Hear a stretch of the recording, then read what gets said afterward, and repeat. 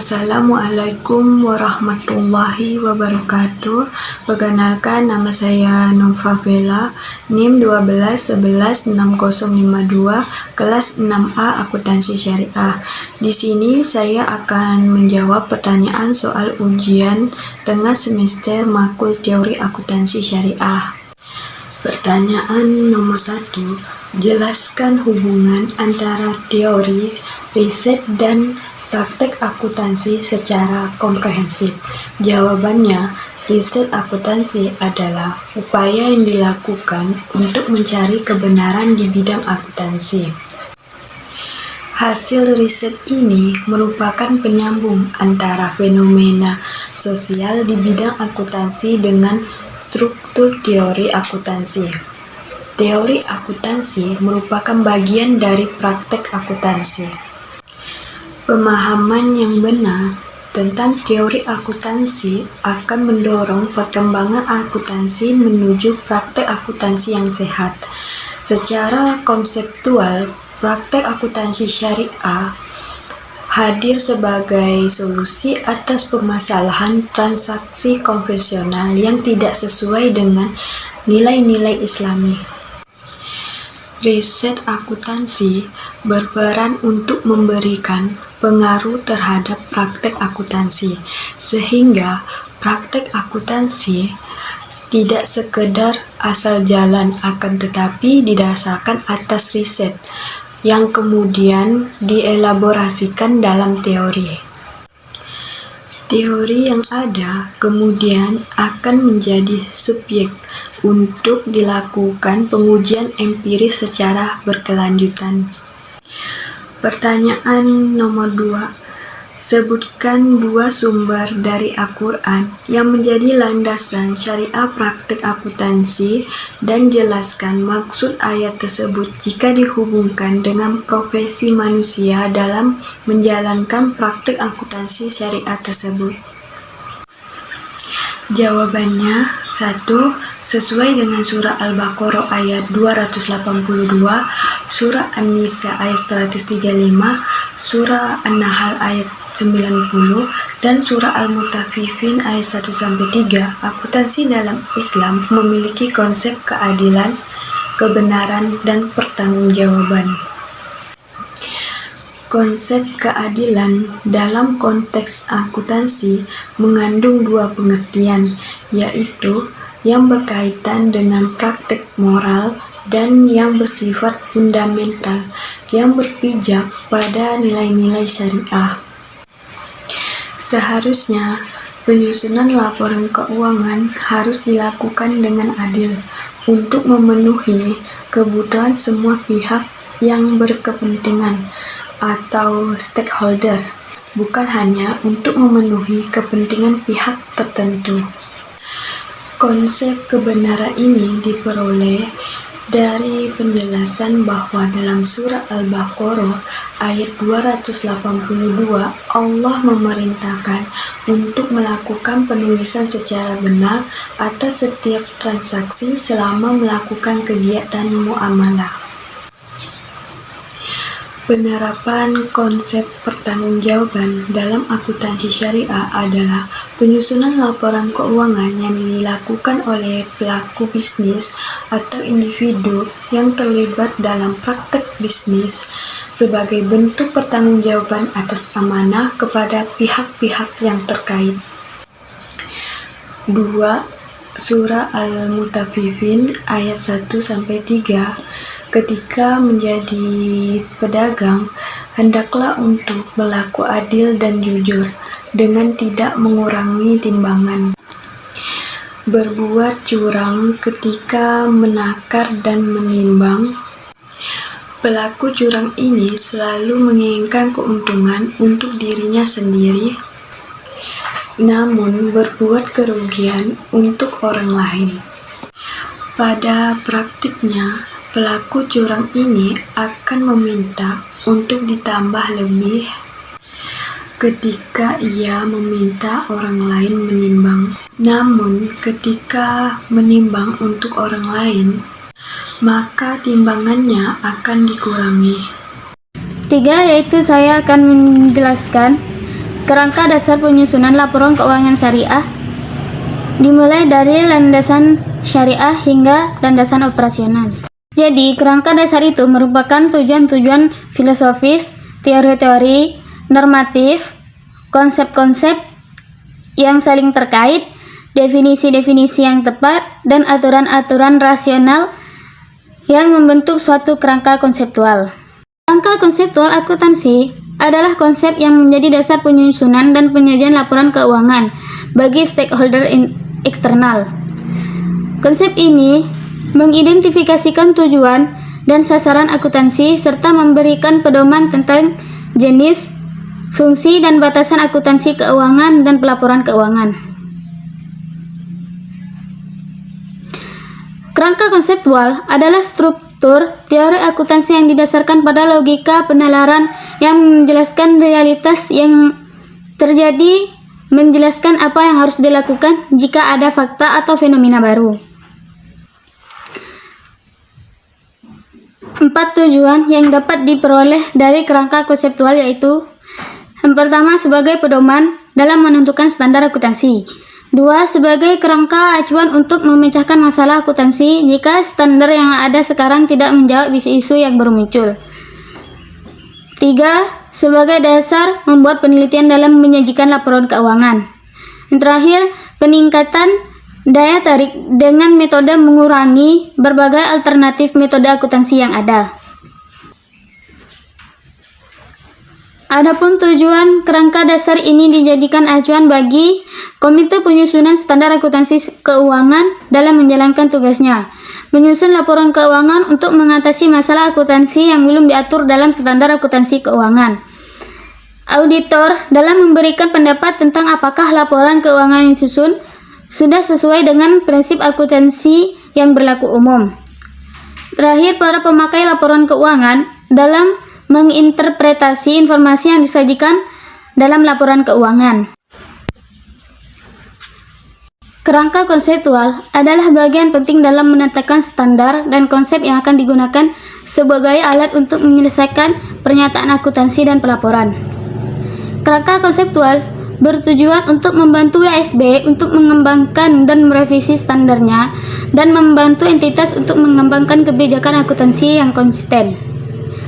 Kerangka konseptual mempermudah dalam menyusun standar dan aturan yang koheren serta sebagai dasar teori akuntansi dalam menyelesaikan berbagai masalah dalam laporan keuangan. Elemen dalam kerangka konseptual yaitu aset, sumber ekonomi, liabilitas, dan obligasi. Tujuan pelaporan kerangka konseptual akuntansi syariah adalah untuk mengembangkan kerangka konseptual akuntansi yang berlandaskan prinsip syariah. Ini bertujuan untuk meningkatkan kepatuhan terhadap prinsip syariah dalam setiap transaksi dan kegiatan usaha, serta mengidentifikasi perbedaan kebijakan akuntansi yang diberlakukan untuk transaksi yang sama di entitas syariah atau satu periode ke periode dan entitas syariah yang berbeda selain itu. Kerangka konseptual akuntansi syariah juga bertujuan untuk meningkatkan ketepatan, ketangguhan, dan relevansi informasi keuangan yang diberikan, serta mengembangkan sistem ekonomi dan keuangan yang sesuai dengan nilai-nilai syariah. Kerangka konseptual syariah. Kerangka syariah terdiri dari syariah dalam laporan, yaitu terdiri dari Al-Quran sebagai landasan utama, hadis, dan fatwa syariah yang oleh Majelis Ulama Indonesia. Landasan yang dipakai dalam laporan keuangan adalah KDPPLK Syariah Operasional yang sebagai praktis dalam penyusunan laporan keuangan, yang meliputi PSAK dan ISAK Syariah, baik PSAK Syariah maupun PSAK umum yang sesuai dengan prinsip syariah pada tingkat pertama, standar yang sesuai dengan syariah, pedoman, atau praktek industri asosiasi syariah pada tingkat kedua, dan praktek konvensi yang sesuai dengan syariah, serta riset atau pendapat ahli tentang prinsip syariah pada tingkat ketiga. Kerangka konseptual akuntansi syariah adalah suatu gambaran atau skema yang menggambarkan hubungan antara variabel yang relevan dalam akuntansi syariah. Ia membantu menjelaskan secara lengkap dan detail tentang topik akuntansi syariah, membantu dalam penelitian ilmiah, dan memberikan landasan yang kuat bagi penyusunan laporan keuangan yang berkualitas. Kerangka konseptual akuntansi syariah dibangun berdasarkan paradigma akuntansi syariah yang mengidentifikasi tujuan akuntansi, elemen dan kualitas yang harus dimiliki laporan keuangan, dan hal-hal yang bersifat operasional seperti asumsi, prinsip dasar, dan kendala yang dihadapi saat penyusunan laporan keuangan ini dalam pengembangan standar baru yang relevan dengan kebutuhan saat ini. Membantu mengatasi perbedaan penafsiran dalam menerapkan standar akuntansi dan memberikan panduan yang jelas dan konsisten dalam pengakuan, pengukuran, dan pengungkapan transaksi dan peristiwa keuangan. Kerangka konseptual akuntansi syariah membantu dalam pengambilan keputusan ekonomi yang tepat dan memberikan landasan yang kuat bagi penyusunan laporan keuangan yang berkualitas. Kerangka dasar penyusunan dan penyajian laporan keuangan syariah. Kerangka yang penyusunan dan penyajian laporan keuangan atas transaksi syariah.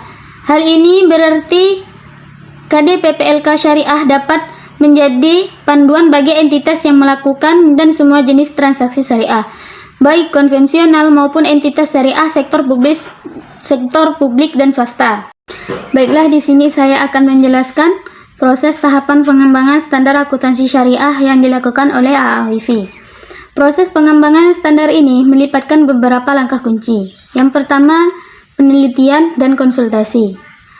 AAOIV melakukan penelitian dan konsultasi ekstensif dengan para ahli bidang keuangan Islam, termasuk sarjana, akuntan, dan profesional keuangan.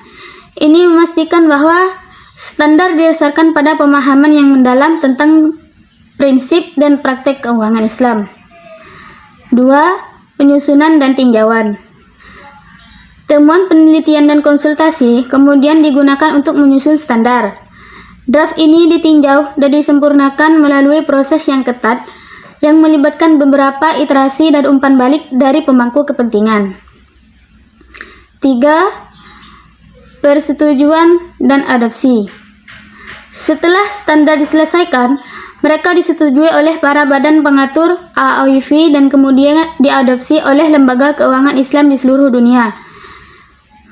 Adopsi ini difasilitasi melalui jaringan organisasi yang luas dan perannya sebagai otoritas terkemuka di lapangan. 4. Implementasi dan penegakan. Standar kemudian diterapkan dan ditegakkan oleh lembaga keuangan Islam yang memastikan kepatuhan dengan prinsip-prinsip keuangan Islam dan standar yang ditetapkan oleh AAOIV. Implementasi ini dipantau dan diaudit oleh institusi itu sendiri, serta oleh auditor eksternal dan badan pengatur. Yang terakhir yaitu peningkatan berkelanjutan. Proses pengembangan dan pemurnian standar sedang berlangsung, dengan AAOIV terus memantau dan memperbarui standarnya untuk mencerminkan perubahan dalam industri keuangan Islam dan untuk mengatasi masalah yang muncul. Singkatnya begini, pengembangan standar oleh AAOIV melibatkan komprehensif yang melibatkan penelitian, konsultasi, penyusunan, persetujuan, adopsi, implementasi, dan penegakan serta peningkatan berkelanjutan. Proses ini memastikan bahwa standar didasarkan pada prinsip-prinsip keuangan Islam dan efektif dalam mempromosikan transparansi, akuntabilitas, dan kepatuhan dalam industri. Baiklah, saya Preti Sri Wahyuni. Di sini saya akan menjawab pertanyaan nomor 5, yakni sebutkan dan jelaskan pihak yang terlibat dalam penentuan regulasi akuntansi syariah yang ada di Indonesia.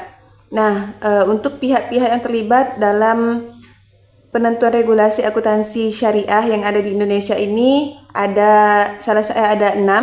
Yang pertama itu ada OJK, yang kedua ada IAASB, Yang ketiga ada BPKP, yang keempat ada IAI, yang kelima ada perusahaan syariah, dan yang terakhir yaitu ada masyarakat. Nah, OJK ini adalah Otoritas Jasa Keuangan, di mana OJK ini adalah badan independen yang berwenang mengatur dan mengawasi sektor keuangan di Indonesia, termasuk akuntansi syariah. Lalu, OJK juga mempunyai peran penting dalam menetapkan standar dan regulasi akuntansi syariah yang digunakan oleh perusahaan syariah di Indonesia. Yang kedua, ini IASB atau Indonesian Accounting Standard Board. Nah, IASB ini adalah badan yang berwenang menetapkan standar akuntansi di Indonesia dalam konteks akuntansi syariah. IASB juga bekerja sama dengan OJK untuk menetapkan standar akuntansi syariah yang sesuai dengan prinsip-prinsip syariah dan hukum Indonesia. Lalu yang ketiga, ada Badan Pengawas Keuangan dan Pembangunan atau yang disingkat dengan BPKP. BPKP ini adalah badan yang berwenang mengawasi pengelolaan keuangan negara dan pemerintahan daerah. Dalam konteks akuntansi syariah, BPKP ini mempunyai peran penting dalam mengawasi pelaksanaan regulasi akuntansi syariah dan memastikan bahwa perusahaan syariah mematuhi standar akuntansi syariah yang telah ditetapkan.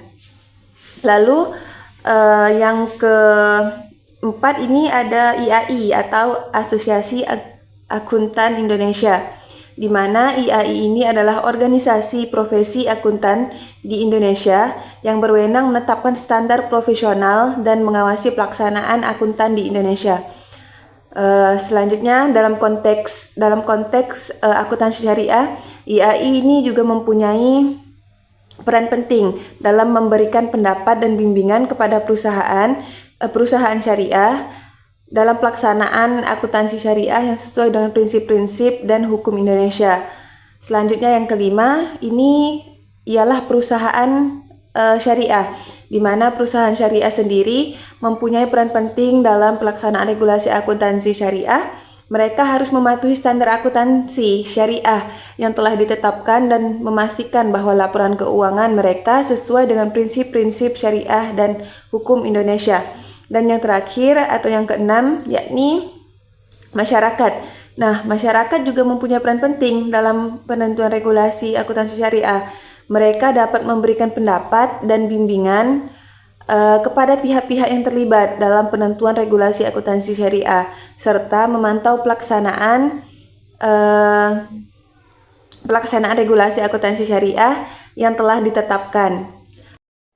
Nah, di sini saya juga akan menjawab pertanyaan dari nomor 6. Jelaskan secara komprehensif mengenai syariah enterprise teori dan kaitannya dengan metafora amanah dan zakat dalam organisasi bisnis. Nah, perlu kita ketahui bahwa syariah enterprise teori ini merupakan sebuah teori yang mengajarkan bahwa Allah Subhanahu wa taala adalah sebagai pemilik utama, sedangkan manusia sendiri itu sebagai pengelola yang diberikan hak milik oleh pemilik utama, yaitu Allah Subhanahu wa taala. Lalu apa sih itu metafora amanah? Nah, metafora amanah ini disebut sebagai kiasan untuk melihat, memahami dan mengembangkan organisasi bisnis yang telah diungkapkan dalam rangka mencari bentuk organisasi yang lebih humanis, emansipatoris, dan transendental. Nah, untuk kaitannya metafora amanah dengan organisasi bisnis ialah metafora amanah dalam konteks organisasi bisnis ini mengacu pada cara pandang bahwa sebuah organisasi harus dijalankan dengan prinsip-prinsip kepercayaan, tanggung jawab, dan integritas yang tinggi.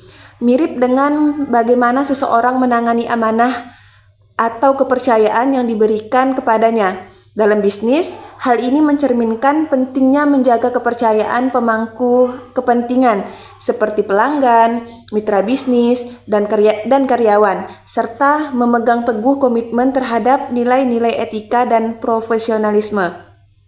Selanjutnya, apa sih itu metafora zakat? Nah, metafora zakat sering diibaratkan sebagai pembersih atau penyucian harta. Nah, ini menunjukkan bahwa dengan memberikan zakat, seseorang bisa membersihkan hartanya, bisa membersihkan harta mereka dari sifat serakah dan egois sehingga menciptakan kesucian dalam kekayaan mereka.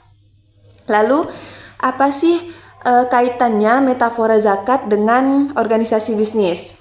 Nah, di sini zakat dalam konteks metafora bisa diibaratkan sebagai pembersih tadi seperti yang saya jelaskan.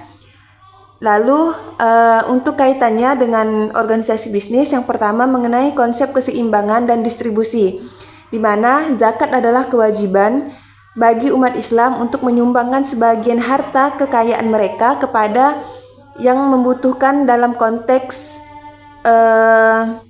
bisnis. Metafora zakat dapat menggambarkan konsep keseimbangan dalam distribusi kekayaannya. Lalu yang kedua juga ada mengenai peningkatan keberkahan dalam bisnis. Nah, kaitannya dengan organisasi bisnis, dalam agama Islam, zakat tidak hanya dilihat sebagai kewajiban, tetapi juga sebagai cara untuk membersihkan harta dan mendatangkan keberkahan di sisi spiritual. Lalu yang ketiga, kaitannya dengan organisasi bisnis, yakni dampak sosial positif, di mana zakat di sini berfungsi sebagai alat untuk mengurangi kesenjangan ekonomi dan membantu masyarakat yang kurang mampu.